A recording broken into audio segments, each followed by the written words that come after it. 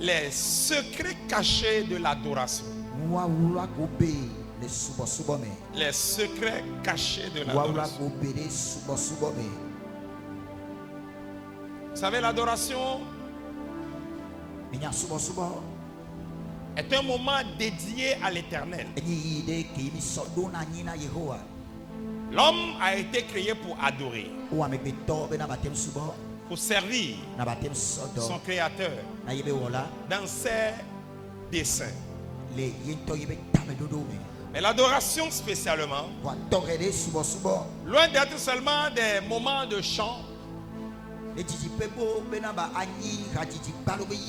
mais l'adoration est un moment de communion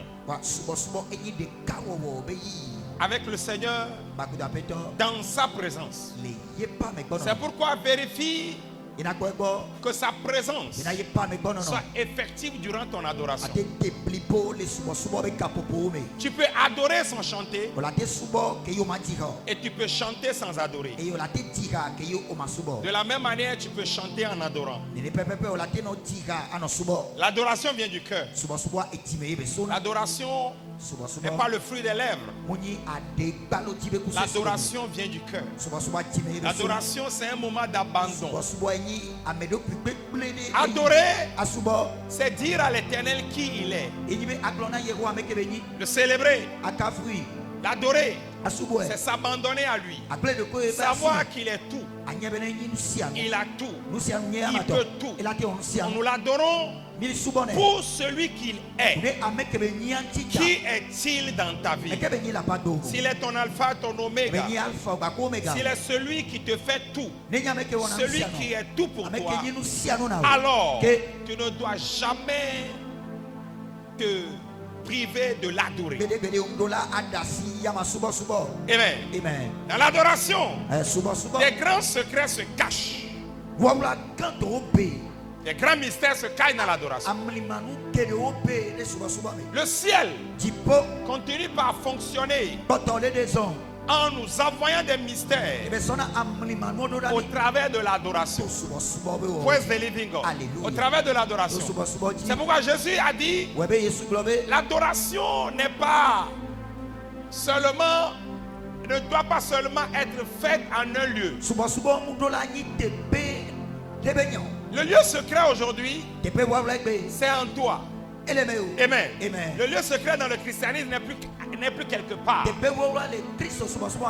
le lieu secret est en toi. C'est pourquoi à tout moment, que ce soit le matin, le midi, le soir, la nuit, dans le sommeil, éveillé, fatigué ou ne pas fatigué, en travaillant, en faisant quoi que ce soit, tu peux lui offrir des adorations. Car au travers des adorations, beaucoup de bénédictions sont libérées. C'est pourquoi dans le livre de Jean, le chapitre 4, si nous lisons à partir du verset 21, Jésus-Christ parlait à Sichar. Il parlait à Sichar, à une femme. Il parlait dans la ville de Sichar à une femme samaritaine, en lui disant ceci. Lis-nous. Jean 4, le verset 21. Jean 4, le verset 21. Oui. Ma Bible dit ceci. Femme, lui dit Jésus. Le micro, donnez-lui un peu de volume. Tu lis jusqu'au verset 24. Vas-y. Jean 4, le verset 21. Oui. Ma Bible dit ceci. Femme, lui dit Jésus. Crois-moi, l'heure vient où ce ne sera ni sur cette montagne, ni à Jérusalem que vous adorez le Père. Vous adorez ce que vous connaissez. Vous adorez ce que vous ne connaissez pas. Nous adorons ce que nous connaissons, car le salut vient des Juifs. Mais l'heure vient, et elle est déjà venue, où les vrais adorateurs adoreront le Père en esprit et en vérité. Car ce sont là les adorateurs que le Père demande. Amen. Amen. Cette femme agissait envers Jésus selon la culture samaritaine. Et leur culture samaritaine leur exigeait d'adorer sur une montagne appelée Garizim.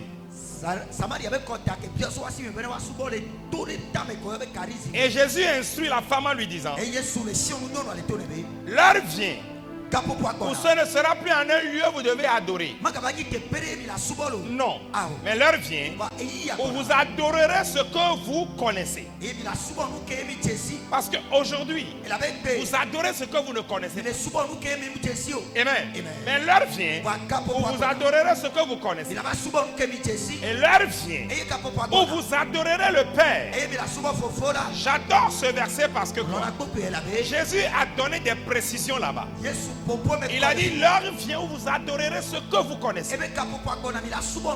L'heure vient où vous n'adorerez pas sur une montagne, mais vous adorerez en esprit et en vérité.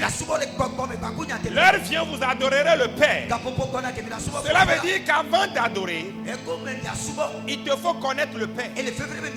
Autrement dit, celui qui doit adorer est celui qui est fils ou fille. Amen. Car celui qu'on adore, c'est le Père. Jésus n'a pas dit l'heure vient où vous adorerez Dieu. Non. Il a dit vous adorerez le Père.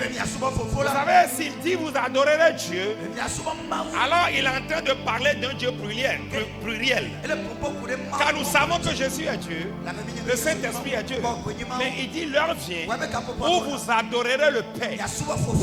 Écoutez-moi, au paradis, tel que nous l'a décrit le livre d'Apocalypse, la Bible parle du trône. Il parle de l'Éternel qui est assis sur le trône. Et il parle des anges devant lui en train de l'adorer. Celui à qui l'adoration doit être dédiée est le Père. Le Père. Avant de l'adorer, il faut que tu sois fils. Autrement dit, pour adorer le Père, il te faut donner ta vie au Seigneur comme son fils. Confesser comme ton Seigneur et ton Sauveur, afin de redorer les blasons de fils avant de lui offrir ton adoration. Alléluia. C'est pourquoi dans le livre de Daniel, le chapitre 11, le verset 32. Daniel 11, le verset 32. Daniel dit quelque chose de très important là-bas. Il dit ceux qui connaîtront leur Dieu adoreront avec fermeté, agiront avec fermeté. C'est ceux qui connaissent Dieu qui l'adorent. Il te faut le connaître pour l'adorer.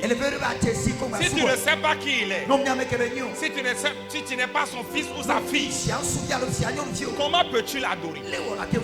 Amen. Praise the Lord. Ceux qui connaîtront leur Dieu adoreront avec fermeté, agiront avec fermeté. Amen.